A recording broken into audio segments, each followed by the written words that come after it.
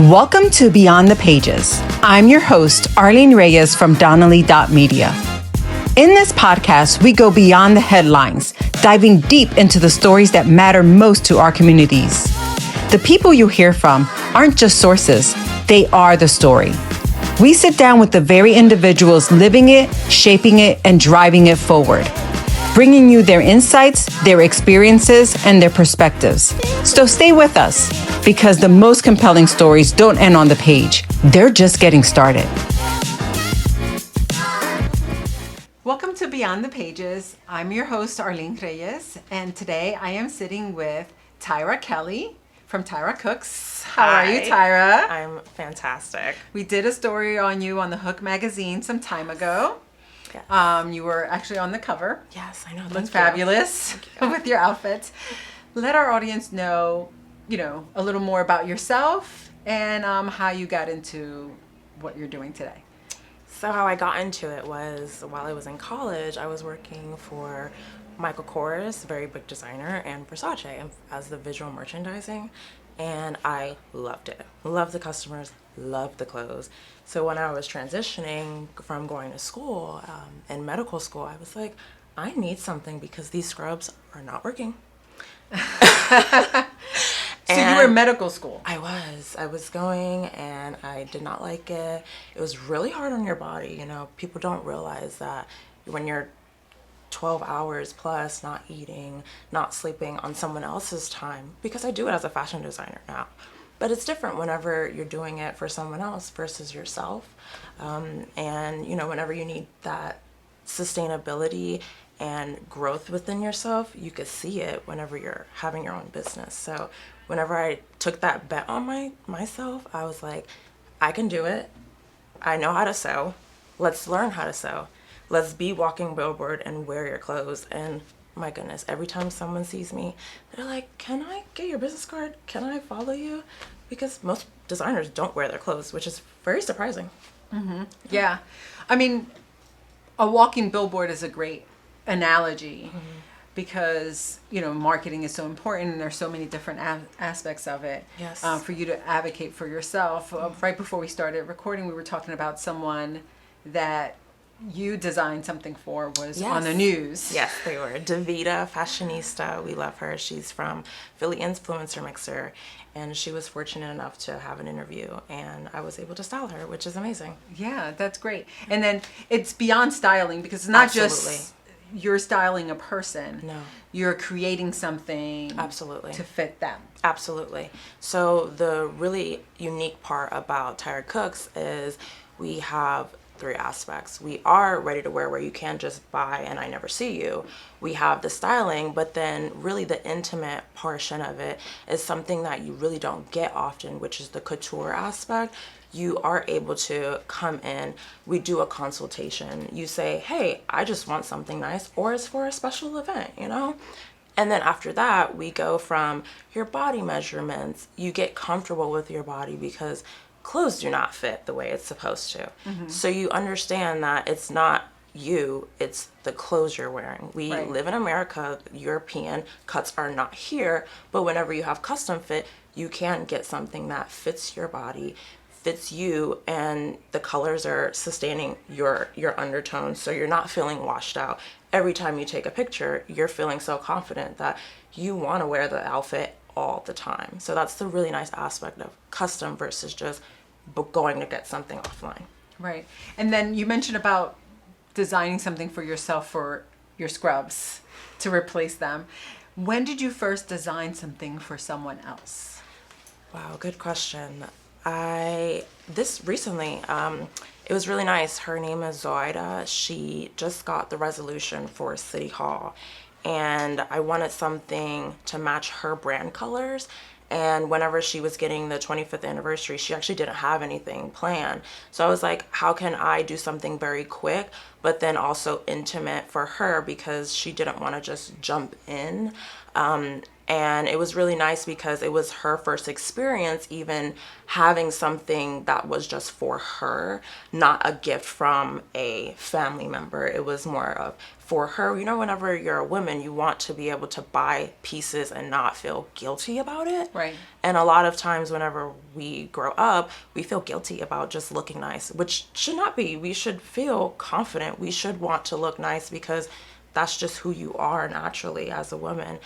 Even if you don't know it, naturally we are, ingrained to be like that, to show off our womanhood and what our journey is and our family's journey. So it was really nice to see her blossom and just understand the whole concept of what a little small piece could be. And it was just organza flowers, so it wasn't a suit or nothing, just little lapel flowers that you can, accessorize and make a conversation starter. So someone can be, wow, I love this. Mm-hmm. And then, you say, oh, well, it's my favorite color. Right. Or, whatever. Right. Mm-hmm. And then what do you, when you're seeking to promote yourself, I do follow your Instagram page. So you have different model types. Mm-hmm. What is your thought process with that? Yeah, so I love that I came into fashion in a non-traditional way. So whenever I meet women, it's very nice to know that they always are comfortable enough to tell me, thank goodness you are picking ladies that look like me. Mm-hmm. So whenever I am looking for muses or models, I always think of my demographic because it's split. It's either your 30s to 40s or your 50s and up, and you are still, working, or you just have your own business and transitioning. Mm-hmm. And I like that because you want your older clients to know, okay, this is how it's going to fit me because your body's changed. And then I want my younger clients to be like, oh, wow, she is very gorgeous. Like, I could see myself in that. So there is no bridging of the gap. She is very skinny, or her hair doesn't look like me, or skin tight, because I'm African-American Latina and I want to be able to see myself in the clothes, right, and vice versa. So I always want to make sure my customers, when they tell me things, I am always listening. Right. Yeah. And then when you did a whole set for Philly Fashion Week. Yes. What was your creative process through there, and how did you pick pieces for that? And how many did you have? 13. Wow. 13 pieces. It was, such a learning process. I had a small launch because I needed to see what the design process was. So whenever I initially did the official launch for February, our first collection for Tira Cooks, I wanted it to be something that everyone can wear. And then whenever you're thinking of design process, you want to know where it comes from. So originally I wanted it to be pink and blue because those are the base colors of where everyone, doesn't matter what ethnicity or background you, or even where you are geography wise, everyone has blue and pink in your body and your undertones. So if you're wearing something that is in the summer, you can also wear it within the fall. And I've noticed in design, a lot of pieces that you buy now are not like that. You have to just wear it in the spring, or just wear it in the summer. And whenever I was creating Tira Cooks, I was like, that's not fashion. I'm a consignment girl, I'm a vintage girl, and I want my pieces to be able to transition. I want to be able to be comfortable. And a lot of ladies that I work with, they're business owners or they're moms. They need to be able to be comfortable in the winter and in the spring, or just 12 hours a day in the same outfit. And they don't know, no one has the money or the closet space. And if you do have a closet space, that's amazing. But majority of us don't have that closet space or storage space to have all these pieces. So we need to make sure the pieces that we do fit are, transitional, or colors that are undertones of every color in the color wheel. So I would say it's true investment pieces. Because sometimes people talk about investment pieces. Absolutely. And they're really, a lot of times are not investment pieces. They're kind of, but for one particular thing. Yes. And so you're going through an aspect of, you can wear this in different parts or different times of your life. Absolutely. And you can give it away. Like the fabric that I pick, is called heirloom fabric. So anytime you give it to a wash or give it to your grandma or even give it to your granddaughter, you won't lose the quality of it. It won't stretch out the colors. You can even, take it to the dry cleaners and say, hey, can you please take out the yellowness, and it won't ruin the garment. You have it fresh again. So I think that's one thing that's very important now. How did you find this fabric? It's so funny because fabric sourcing is very hard. I have a very lovely partnership with two people, EOS, which is in Manayunk. She's a small store that she sources out in Italy, and she also does the same thing. She wants only dead stock fabric or natural fibers. And then Fabric Mart, which I love them dearly, they are a partner with mine because I have I sew with them every month and we do a blog post, but they also only have dead stock fabric. So anything that is already made, nothing is going to be, environmentally unsustainable. And then my last one is Canada, because they practice with the Inuits. A lot of the times when you think of fabrics or even sourcing, we don't think about the Native Americans and in America. And it's very unfortunate because that is really where your fabrics come from and they make the fabric. So we could source furs over there because they are able to kill them, use everything. And through the state of Canada, they're able to trade for money, which is awesome because they now have a way of living instead of being ostracized for the way of living. Right. Yeah. And so then what are you feeling right now is that you're leaning more towards? Are you leaning more towards a certain color, a certain type of print, a certain type of cut? I am always leaning towards it's funny, I always say that I am not a draping person, I'm structured. So everything is built from the waist either up or down, because I want my clothes, I don't know about you, but I want to look like I have a very snatched waist, even when I'm bloated. We are ladies, our weight fluctuates every day, so I want to make sure the waist is always cinched, and I always have some flowiness to myself because we're moving, we're busy, and we want to be comfortable. If I do eat a little extra, it won't look like I'm eating extra. Right. So I always want to make sure I'm, waist, everything is for the waist. Right, right. And are you any type of color trend? Yes, it is a nice color trend. I would say right now, since we are in the springtime, if you can wear very bold colors, so think of your 90s, bright reds, bright violets, even a green, your pea greens, wear that. If you're thinking even more like a subtle blush or a baby blue, or even a soft violet, that is also really good. And then your desert colors, anything that you could wear desert, your burnt orange, your terracottas, or even red, a very bright, vibrant red, that is also a very nice spring transition to summer color. Yeah, okay, nice. And so what do you have coming up in the horizon? Ooh, that's a really good one. I have an event coming up in November for a fashion week. So I decided, since I'm a small business and we talked about marketing, I always want to know when I can get in my in and, get an impact. So I decided to step away from your typical September fashion week because everyone's going to be on the algorithm. I need to have my in. So November, we are going to have a fashion show and I'm really excited about that. So if anyone wants to come, please sign up for my newsletter at tiracooks.com. It will pop up. You can't miss it. And I would love for you guys to attend. Yeah. And I would love for you to attend too. Yeah, you're invited, of course. Thank you. So Tira, let us know a little bit. So let's say I wanted a consultation. What would that process be? So it's easy. You would either contact me directly through my website, or you can contact me on Instagram and you just tell them hey, I'm looking for a consultation. I would send you a booking link through Zoom and we just have a 30-minute consultation. Sometimes people need more because, they're nervous, and I do have a set of questions, but everyone works differently. What are some of those questions? What event are you gonna wear for? Okay. why did you even pick me? Because I need to know what made you not go to David's Bridal versus me. Right. The colors, do you have a color that you're like, absolutely not, I will not wear that? Because sometimes I could trick you and be like, but that's your undertone, you should wear that color. Oh, really? Because I can't stand yellow. I do not do yellow at all. Oh, I will tell you no. You do not look good in yellow. Oh, good job. Yeah. You know your colors.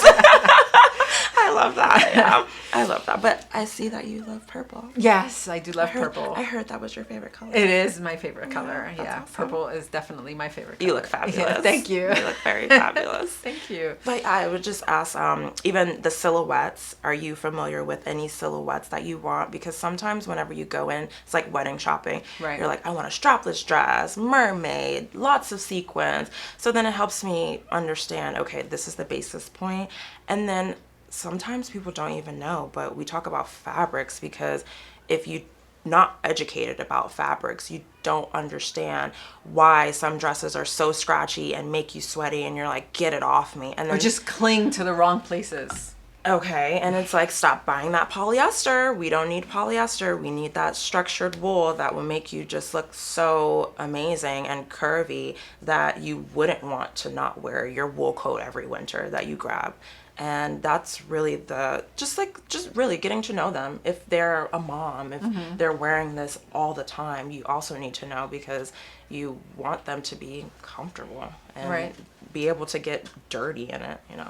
I like the idea of having something custom made because it used to be, when I was growing up, if you were in a wedding or whatever the case may be, it was something made for you. Someone even talked about the I don't know who remembers this, but with Payless, you used to take a piece of your fabric and they would dye the shoe the color of your they used to color match with the shoes. And I don't even know if anybody provides that now. So when you were in a wedding or going to prom or things like that, I'm really dating myself right now, but you did a color match with your shoes. And it was just like they just perfectly matched. I love that. They were satin shoes and they would just dye it whatever the color you would take that fabric to. I love Payless. Yeah. Too bad they're too bad they're all gone. But do you know, they're actually, I don't know what it is, but the economy in America, it's so finicky when it comes to fashion because you can actually order them online. Really? Yes. And they're still in Europe. Oh, yeah. I did not know that. Yeah. I did not know that. It's very that's interesting. Good to know. Yeah, I know. I know. It's amazing. They're a great store. So Tira, tell us. Oh, yes. We have a gift for you. Oh. Hi. Oh, you. So I just wanted to gift this to you because I am so appreciative and I wanted to say thank you because you even allowed me to work with your daughter, which was amazing. And she is my first petite test model and I just, thank you. You're amazing. Oh my God, you're so sweet. Thank you so much. Of course. Do you want me to open this now? I can't. I'm not the, please. Whichever. I'm super curious. Oh my God, the packaging is adorable. I'm all about the brand packaging. You know, nowadays it's marketing. You have to be it open. Oh my gosh, beautiful. Thank you. So beautiful. Thank you. Thank you so much. Of course. So sweet. Of course. Thank you. Of course. I hope you enjoy it. So tell everyone how we can get in touch with you. How can we get to know more? So if you go on Instagram, I'm on all social media platforms. If you go on Instagram or even my website, it's tiracooks.com and it's Tira, Tira Cooks.com. And please reach out to me if you have any questions about just styling or, you know, you just want to chat, please. I'm always free and, well, not always free, but I'm always free to talk about, you know, styling or even helping you out.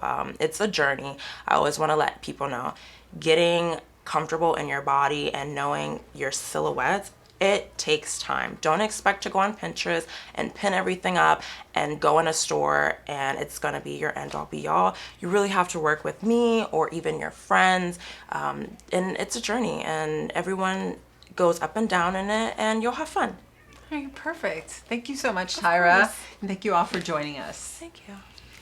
3, 2, 1, yeah!